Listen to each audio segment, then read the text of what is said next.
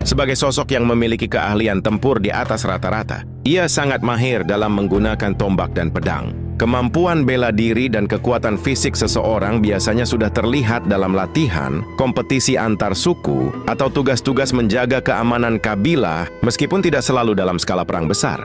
Ketika sahabat mengabarkan kepada Nabi, justru beliau bersabda bahwa ia adalah penghuni neraka. Kabar pasukan Quraisy bergerak menuju Uhud membuat jantung kota berdebar kencang. Rasulullah segera memobilisasi pasukan. Satu persatu lelaki gagah mempersiapkan diri. Namun ada satu nama yang tidak kunjung muncul dalam barisan. Seorang lelaki bertubuh kekar dari Bani Zafar, ia hanya duduk di rumahnya. Ia enggan untuk ikut berangkat, karena ia sudah mendengar bahwa Rasulullah pernah bersabda tentang dirinya. Hingga akhirnya sekelompok ibu-ibu Madinah mendatangi Kuzman. Wahai Kuzman, apakah engkau ini seorang pengecut? Biarkan kami saja yang maju berperang. Jika engkau hanya diam di rumah seperti perempuan. Lihatlah, laki-laki bertubuh kekar ini, namun hatinya selembut kelinci. Wajah Kuzman memerah, harga dirinya tersulut. Bukan karena agama, tapi karena gengsi. Kuzman segera bangkit, meraih pedang dan melangkah keluar. Lalu bersumpah, Demi Allah, aku pergi berperang bukan untuk meninggikan agama Allah. Aku hanya menjaga kehormatan diriku dan kaumku.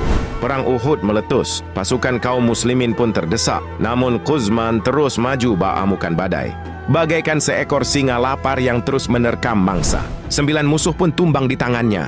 Aksinya tersebut membuat kagum para sahabat. Subhanallah, belum pernah kami melihat pejuang sehebat dia. Tidak seorang pun di antara kita yang dapat menandingi kehebatan Kuzman.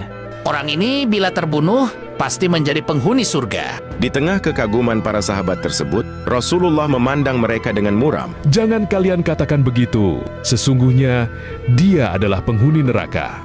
Mendengar perkataan Nabi, salah seorang sahabat merasa penasaran. Ia pun pergi untuk mengintai dan mengikuti Kuzman yang saat itu terluka parah dan dibawa hingga ke Bani Zafar. Ketika Qatadah bin Nu'man menghampirinya, Berbahagialah wahai Kuzman, engkau telah berjuang dengan hebat dan surga menantimu. namun Kuzman membantah dengan tegas. Demi Allah, aku berperang bukan karena agama. Aku berperang hanya karena demi menjaga kehormatan kaumku. Karena tidak tahan dengan rasa sakit yang dideritanya, Kuzman menancapkan pedang miliknya ke tanah, lalu dengan sengaja mengarahkan ujung pedang itu ke dada sendiri dan menjatuhkan tubuhnya ke atas pedang tersebut, dan ia pun mati saat itu juga. Sahabat itu kemudian kembali menemui Nabi dan bersaksi, Engkau benar-benar utusan Allah. Rasulullah tidak terkejut lalu bersabda, Sesungguhnya Allah benar-benar menguatkan agama ini melalui perantaraan laki-laki yang pendosa. niat yang salah sejak awal membatalkan amal sebesar apapun di akhir. Semoga Allah selalu melindungi kita dari hati yang tidak ikhlas dalam beramal.